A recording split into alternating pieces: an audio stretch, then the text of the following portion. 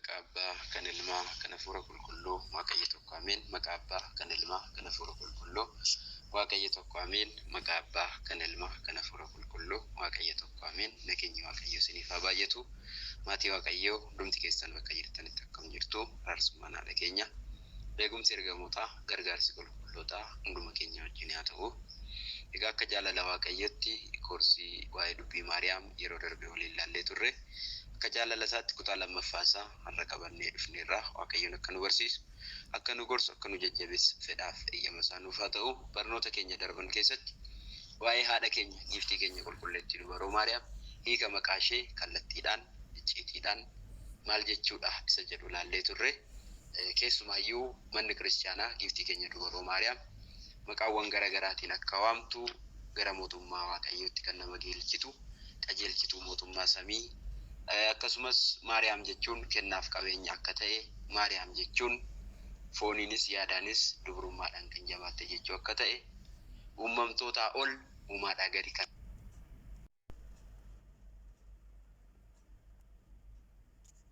taate ta'uu ishee fi haadha hundumaa yookiin immoo hundumaaf giiftii ta'uu ishee, haadha ta'uu ishee, haadhummaan ishee baraan, iddoodhaan, sanyiin, qomoodhaan yookiin ulaagaalee biroon kan hin daanga'e osoo hin taane hundumaafuu dhala nama Addaam, ijoollee Addaam hundaaf haadha ta'uu ishee bal'inaan yeroo darbe ilaallee turre. Egaa har'a immoo akka jaalala Waaqayyootti addummaa haadha keenya dubaroo Maariyaam yookiin immoo haadha keenya dubaroo Maariyaam wantoota adda taasisan keessaa baay'ee muraasaa fi qabxiilee 10 qofa ilaalla. Waaqayyoon akka nu barsiisuuf fedhaaf eeyyama isaa nuuf haa ta'u. Egaa waa'een haadha keenya qulqulleettii giiftii dubaroo Maariyaam hayyuun mana kiristaanaa tokko yookiin hayyoonni mana kiristaanaa akkana jedhanii dubbatu. Waa'ee dubaroo Maariyaam dubbachuu jechuun biiftuu yookiin aduu ho'a ishee waliin suura kaasuu jechuudha. Namni biiftuu kaasuu danda'a, suura ishee fakkeessee tilmaamee kaasuu danda'a. Garuu ho'a ishee waliin, ifa ishee waliin kaasuun ni ulfaata. Giiftiin keenyas dubaroo Maariyaam biiftuu jireenyaa gooftaa keenya fayyisaa keenya Yesuus Kiristoos kan nuuf deesse waa'ee ishee dubbachuun haga biiftuu bifa ishee ho'aa fi ifa ishee waliin suura kaasuuti. Kanaaf ni ulfaataa jechuudha, baay'ee cimaa jechuudha. Haa ta'uuti garuu haga eeyyama Waaqayyoo ta'e, haga araarsummaa isheetiin nu gargaartetti waa'ee ishee baay'isuun osoo hin taane xiqqeessuun akka Abbaa Riyaaqos jedhe amma Waaqayyo nu gargaaree waliin dubbanna. Waaqayyoon akka nu barsiisu fedhaaf eeyyama isaa nuuf haa ta'u.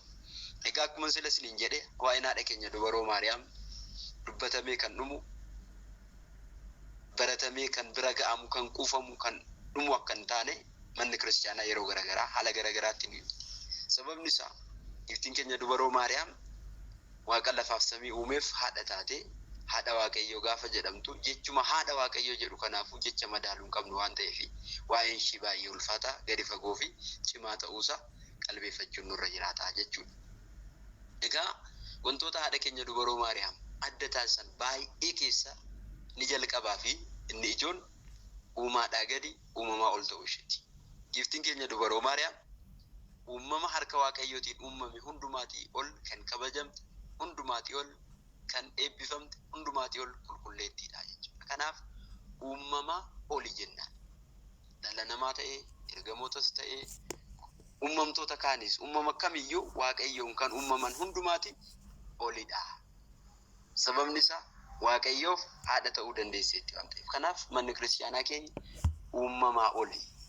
Uumaadhaa immoo gadi. Uumaa gaafa jennu Sillaasee Waaqa Abbaa, Waaqa Ilmaa, Waaqa Hafuura Qulqulluu sii gadi. Kabajni ishee uumaadhaa gadi uumamaa olidha jechuudha. Kanaaf kabaja hundaa olii qabdi Waaqayyoon alatti. Ulfina hundaa olii qabdi Waaqayyoon gaditti. Qulqullummaa hundaa olii qabdi Waaqayyoon gaditti. Kanaaf giiftiin keenya dubaroo Maariyaam uumaadhaa gadi uumamaa olii jenna. Inni kun giiftii keenya dubaroo Maariyaam kan ittiin adda taasisudha jechuudha. Inni lammaffaan giiftiin keenya dubaroo Maariyaam qulqulloota kaanirraa, uumamtoota kaanirraa kan ittiin adda taatu fooniif yaadaan dubroo ta'uu isheeti. Addummaan haadha keenya dubaroo Maariyaam inni lammaffaan isa kana. Fooniif yaadaan dubroodha. Namni tokko qulqulluun tokko foon isaatiin qulqulluu yoo ta'e iyyuu dur qeerbummaa isaa eeggattee qulqullummaadhaan jiraatan iyyuu yaadaan dogoggoruu danda'a. Namni cubbuu yaadaarraa bilisa ta'uu hin danda'u. Giftiin keenya dubaroo Maariyaam garuu yaada isheetiinis dubroodha. Kana jechuun maal jechuudha? Yaada isheetiin cubbuun hojjenne jechuudha. Yeroo baay'ee yaadaanis foon keetiinis yaada keetiinis dubroodha jennee dubaroo Maariyaam yeroo galateeffannu fooniin dubroo jechuun foon isheetiin cubbuu kan hin hojjennedha ifa jira. Yaadaan cubbuu hin hojjenne jechuun garuu yaadaan dubroodha jechuun yaadaan cubbuu kan hin hojjenne. Namni tokko yaada isaa keessatti qabeenya namaa hawwuudhaan ta'uu danda'a. Nama arrabsuudhaan ta'uu danda'a. Osoo hin dubbatiin yaada laphee isaa keessatti jechuudha. Of tuulummaadhaan ta'uu danda'a. Haala garaagaraatiin Waaqayyo gaddisiisuu danda'a. Kanaaf abboommii kurnan keessaa inni salgaffaarra jiru mana abbaa biddeenaa kee hin hawwiin kan jedhamu. Cubbuun karaa gurguddoo sadi raawwatama waan ta'eef hojjechuudhaan, raawwachuudhaan, hojjechuudhaan, lammaffaa dubbachuudhaan, sadaffaan hawwuudhaan jechuudha. Kana sadan irraayyuu bilisa giftiin keenya dubaroo Maariyaam. Kan sin ajaa'ibu namni hawwiidhumaanuu karaa sadi cubbuu hojjeta. Hawwee battaluma laphee isaa keessaa kan balleessu, kan ifatee cubbuu ta'uu isaa beekee battaluma hawwee sanatti, battaluma sanatti immoo of keessaa kana balleessu hawwiidhuma sanayyuu. Hawwee yaada isaa keessa kan deddeebisu inni lammaffaan. Hawwee jedhuu dhiisuu, raawwadhuu dhiisuu jedhee isa hawwee sana yaada isaa keessa deddeebisu jechuudha. Inni sadaffaan immoo hawwee yaada isaa keessa deddeebisee kan raawwate jechuudha. Kanaaf hawwuudhuma qofaanuu karaa sadii hojjetama cubbuun. Kana hundumarraayyuu garuu giftiin keenya dubaroo Maariyaam bilisadha. Sakeendii takkaaf, maayikiroo sakeendii takkaaf cubbuu laphee ishee keessatti, yaada ishee keessatti hin hawwine. Kanaaf yaada isheetiin dubroodha jechuudha. Kanaan giftiin keenya dubaroo Maariyaam namoota kaanirraa, uumama kaanirraa adda taatee kabajamtee baraan galateeffamaa jiraatti jechuudha. Eebbi ishee nurraa bulu. Inni sadaffaan kennaan kan guutamtedha. Qulqullichi Luqaas wangeela Luqaas boqonnaa 2 irratti akkuma dubbate, boqonnaa 1 irratti akkuma dubbate, yeroo misiraachoo isheetti himu kennaan kan guutamte gammadii jedhe. Kennaadhaan kan guutamte. Qalbeeffadhaa maatii Waaqayyoo. Kennaadhaan kan guutamte jechuun guutuudha jechuudha. Kennaa Waaqayyo irraa kennamu kamillee dhala namaatiif, ergamootaaf, qulqullootaaf kennaa ni kenna Waaqayyo. Kennaa Waaqayyo kennu kana hundumaa qabda jechuudha. Qulqulluun tokko kennaa muraasa qabaachuu danda'a. Namni kennaan isaa garaagara ta'uu danda'a. Guutuudha ta'uu hin danda'u. Ergamoonnis akkasi. Giftiin keenya dubaroo Maariyaam garuu Waaqayyo irraa kan kennamu kennaa kamillee ni qabdi. Kanaaf guutuudha jechuudha kennaa Waaqayyooti. Kanaaf giftiin keenya namoota kaanirraa, qulqulloota irraa kan ittiin adda taatee kabajamtu, qulqullummaan ishee kan ittiin adda ta'u kennaadhaan kan guutamte ta'uu isheeti jechuudha. Kanaaf qulqullichi Gabriel misiraachoo gaafattimu kennaadhaan kan guutamte gammadii jedheetiin hin dubbisaa jalqabee jechuudha. Kanaaf kennaadhaan guutamuu isheen adda ishee taasisaa jechuudha. Kana jechuun dubaroo Maariyaam Waaqayyo kan kennurraa kan isheen dhaabde takkallee akka hin jirre nu hubachiisa jechuudha. Egaa kennaa sana tarreessinee fixuu hin dandeenyu. Kana jennee fixuu hin dandeenyu.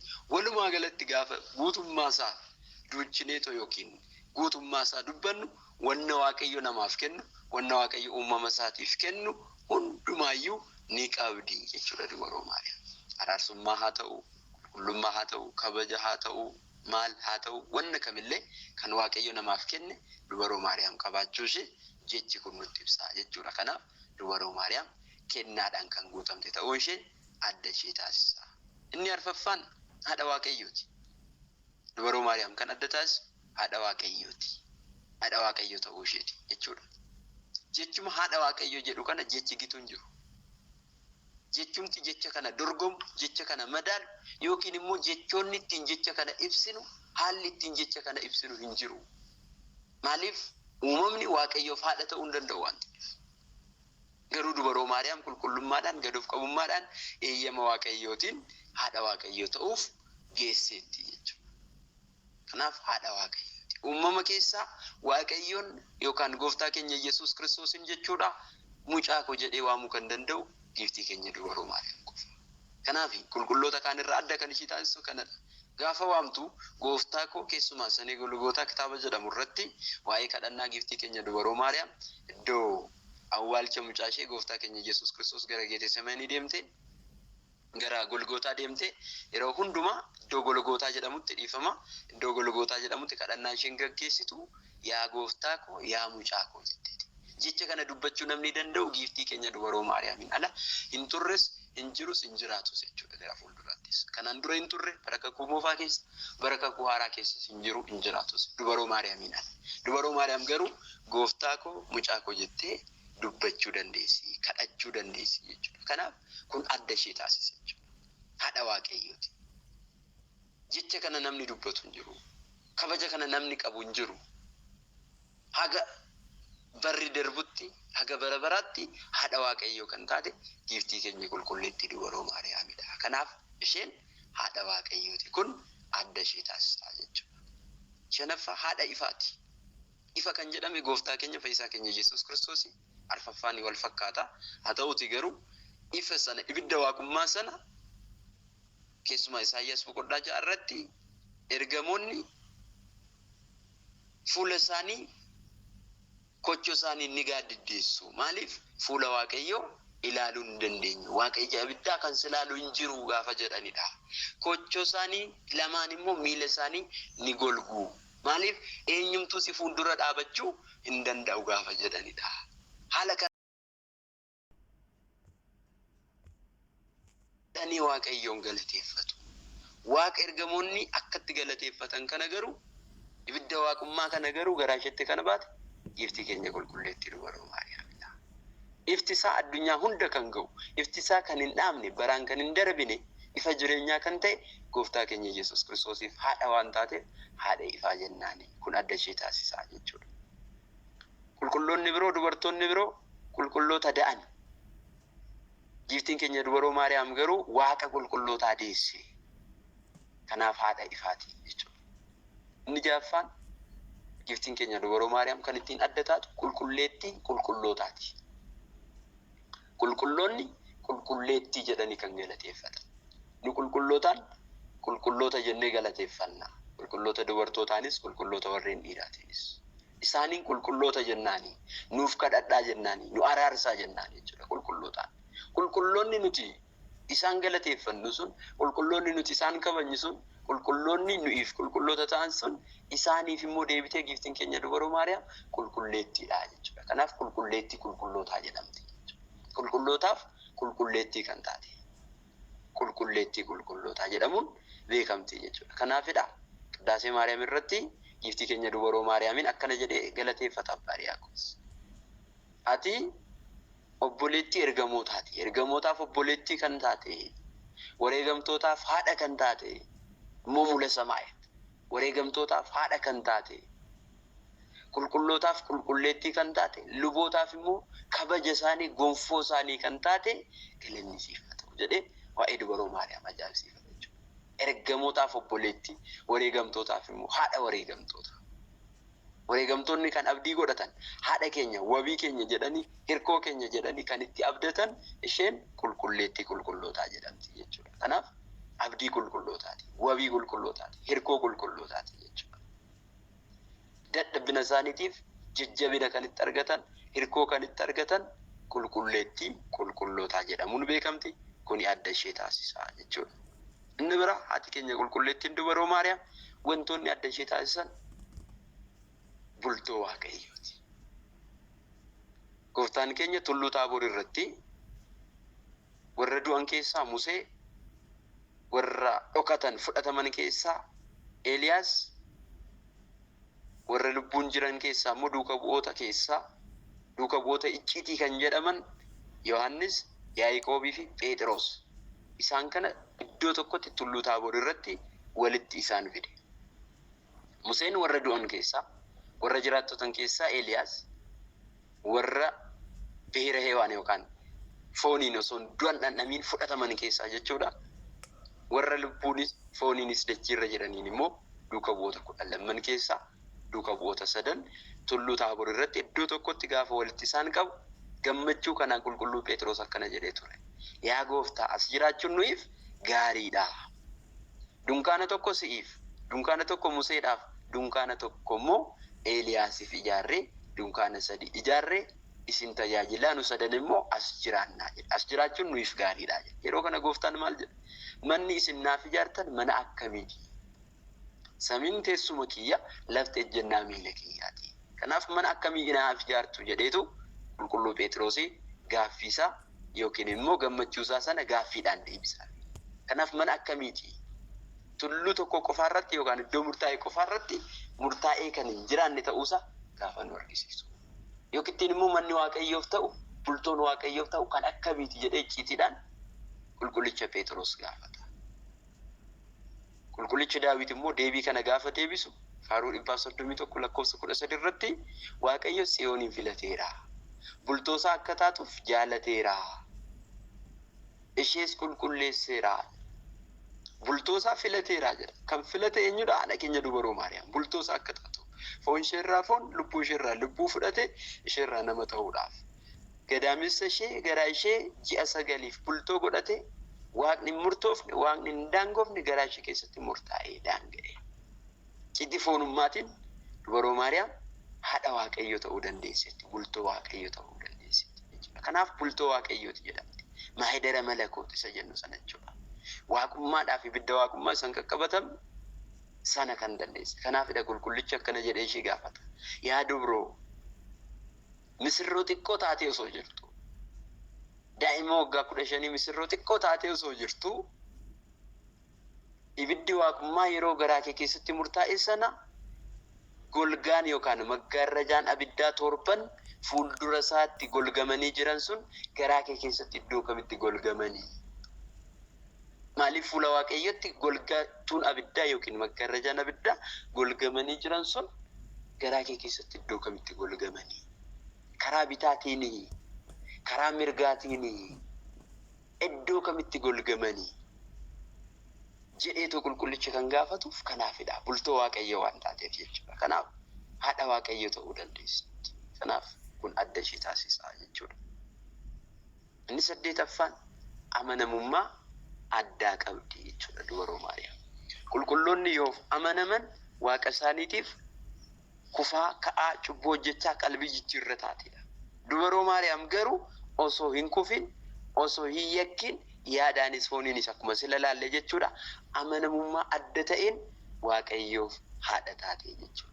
Kanaaf amanamummaa addaa qabdi. Qulqulloonni hunduu amanamoodha Waaqa isaaniitiif. Haga wareegamutti ga'aniiru. Han dubaroo Maariyaam garuu amanamummaa adda ta'e.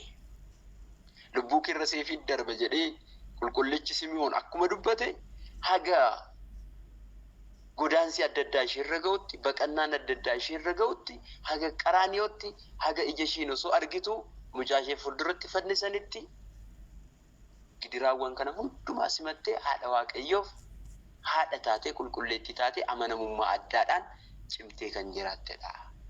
Kanaaf amanamummaa dubaroo Maariyaam tokko lama jennee tarreessinee fixuu hin dandeenyu. Gabaabsinee garuu amanamummaa addaa kan qabdudha. Kun adda ishee taasisa. Inni 9ffaan araarsummaa addaa qabdi. Giiftiin keenya dubaroo Maariyaam. Kanaafidha qulqulloonni dubaroo Maariyaamiin akkana jedhanii gaafatu. Ati namoonni kaan qulqulloonni kaan gara samii ilaalanii harka isaanii bal'isanii ija isaanii ol kaasanii kadhatu. Ati garuu gara samii ilaaluuf sin barbaachisuu jedhuun dubaroo Maariyaam. Maaliif? Waaqni samiif lafa uume yaa abbaa keenya samiirra kan jiraattu jennee kan galateeffannu kan kadhannu barruu harka keerra jira. Harma kee hoosisteetta, harka keetiin haammatteetta, garaa keetti baatteetta. Kanaaf harka keerra jira. Ofuma ilaaltee yookaan of jalatti yookiin immoo harka keerratti ilaaltee harka keerra jira waan ta'eef jechuudha. Kadhachuu dandeessa. Waan barbaadde gaafachuu dandeessa. Kadhannaa jechuun Waaqayyo waliin dubbachuudha waan ta'eef dubbiin isheen Waaqayyo waliin taasiste hundi kadhannaadha. Ilma ishee gooftaa keenya fayyisaa keenya Yesuus Kiristoos waliin dubbiin taasiste, haasaan taasiste hundi kadhannaa jedhama jechuudha. Kanaaf araarsummaa addaa qabdi. Tokkos dhaloota isheetiin lafaaf samiin walitti araarameera. Dhaloota isheetiin isheerraa dhalachuu gooftaatiin jechuudha. Isheerraa dhalachuu gooftaatiin laftiif samiin walitti araarame. Gargar ba'anii kan turan badii addaamiin. Ergamoonniif dhalli namaa wal faana faarfachuu danda'anii. Araarsummaa kana eenyumtuun taasisa? Araarsummaa kana kan hojjete giiftii keenya dubaroo Maariyaam. Qulqullummaadhaan cimtee argamuudhaan Waaqayyo isheerraa dhalachuu danda'uu isaatiin haadha Waaqayyoof haadha ta'uu isheetiin laftiif samiin walitti araaraman. erga ba'anii kan turan. Ergamoonni dhalli namaa wal faana dhaabatanii galanni waaqayyoof haa ta'u samii irratti nagaan dhala namaatiif dachii irratti jedhanii dubbachuu danda'aniiru. Kana kan taasise haadha keenya dubaroo Maariyaam. Kanaaf araarsummaan ishee araarsummaa addaati. Ganaa duubatti deebinee waa'ee araarsummaa dubaroo Maariyaam kanaas of osoo hin taane araarsummaan isheeyyuu araarsummaa addaati. Tokkos ta'ee raawwateera. Laftiif samiin walitti araaramaniiru. Ergamoonni dhalli namaa tokko ta'aniiru. Ammas akka bara baraatti araarsummaa isheetti kan amananiif araarsummaa addaa qabdi jechuudha. Inni kurnaffaaf inni xumuraa har'aaf kan qabanne keessaa jechuudha. Gadoof qabummaa addaa qabdi dubaroo Maariyaam. Wangeela Lukaas boqonnaa 2:51 irratti dubaroo Maariyaamis laphee isheetti qabattee eegaa turte jedha. Kana hundumaa laphee isheetti qabattee eegaa turte. Qulqulluu Gabriel misiraacha guyyaatti mirraa kaase. Kana booda ani haadha waaqayyooti jettee yaanni of tuulummaa, gochi of tuulummaa ishee bira hin turre gadoof qabummaadha. Haadha waaqayyo taatee osoo jirtuu godaante. Qulqulluu Gabriel ka'ee mucaa fi ilma qabadhu gara Gibxitti deemi jedhee gaafa dubbii kana itti himu giftiin keenya dubaroo Maariyaam akkamittan godaanan jedhe. Haadha waaqayyo ta'e maafan baqadhan jedhe. Haadha waaqayyo ta'e maafan beelaa, maafan dheebodhan jedhe. Gadoof qabummaa adda ta'een mucaa ishee qabattee mucaa ishee yeroo isaa malee akka dhiigni isaan dhangalaan lubbuu isaa oolfachuuf jecha gara Gibxitti godaante. Kun gadoof qabummaa addaati. Walumaa galatti jireenya dubaroo Maariyaam keessa tokko lama jennee gaafa gallu gadoof qabummaa addaa argina. Kabraa miti hayyoonni mana kiristaanaa akka nu barsiisanitti Isaayyaas 7:14 irraa kaasee jecha jiru gaafa dubbistu dubaroo Maariyaam akkas jettee hawwaa turte. Dubroon dubrummaadhaan garaatti ni baatti, ilma dhiiraas ni deessi, maqaan isaas Amaanu'el jettee ni moggaasti isa jedhu gaafa dubbistu osoo ana ta'ee miti kan ishiin jette. Gara dubartiin kun qulqulleettiin akkana dubrummaadhaan isheen ulfooftu, dubrummaadhaan isheen waaqa deessu bara jiraattutti osoo hin jiraadhee tajaajiltuu ishee ta'e osoo ishee tajaajilee jettee laphee isheetti garaa isheetti hawwaa turte. Gadoof qabummaadhaan isheedhaaf osoo hin tajaajiltuu ta'e. Kanaafidha qulqulluu Gabriel misiraachoo gaafattimu akka jecha keetii naaf haa ta'u ani waaqayyoof garbittii isaatii kan isheen jette. Isheen kan hawwaa turte tajaajiltuu waaqayyooti. Ammallee ani tajaajiltuu isaatii jettee gadoof qabummaadhaan dubbate. Waaqayyo immoo haadhummaadhaaf ishee filate. Ammallee osoo qulqulluu Gabriel misiraachootti immoo waaqayyoon ni deessu osoo jechaa ni jiru ani waaqayyoof tajaajiltuu isaatii jetteeti kan isheen dubbatte. Kanaaf gadoof qabummaa adda ta'e argina. Kanarraa kaanii dubaroo Maariyaam galmeechiitii jennaan. Laphee isheetti qabattee jiraattee jedha wangeela. Of tuulummaadhaan of jajummaadhaan waan dubbatte takka illee hin jiru. Kan qulqulluu Gabrielitti kan Elsaabeet galateeffatteen alatti. Hafuura qulqulluun guutamanii kan isaan galateeffataniin waan takka illee hin dubbanne haati keenya. Laphee isheetti qabattee gadoof qabummaadhaan jiraatte galmeechiitii jennaan. Darbees galmee gaarummaa jennaan. Gaarummaawwan hedduun ishee biraa argama waan ta'eef isheen galmee gaarummaati. Galmee gadoof qabummaati kan jedhamtuuf kanaaf jechuudha. Egaa maatii waaqayyoo addummaa haadha keenya dubaroo Maariyaam dubbannee fixuu hin dandeenyu. Hangaftiif muraasni baay'ee muraasni isaan kanadha. Isa kana beeknee haadha keenya kabajnee araarsummaa isheetti amannee ishee waliin baraan akka jiraannu waaqayyoon nu gargaaru. Araarsummaan haadha keenya eegumsa ergamootaa hunda keenya wajjin haa ta'u. Addummaa haadha keenya dubaroo Maariyaam tokko uumaadhaa gadi uumamaa ol, lama foonii fi yaadaan dubroo ta'uu ishee, kennaan kan guutamte ta'uu ishee, sadaffaa arfaffaa haadha waaqayyooti, shanaffaa haadha ifaati, ja'affaa qulqulleettii qulqullootaa jedhamti, torbaffaa bultoo waaqayyooti, saddeetaffaan amanamummaa adda ta'e qabdi, salgaffaan araarsummaa adda ta'e, kurnaffaan gadoof qabummaa adda ta'e kan itti aanu yeroo itti aanutti ilaalla. Kan nu barsiise, kan nu gorsi maqaan waaqayyoo, kan kabajameef kan ulfaate nuuf haa ta'u. Waswaasni jira.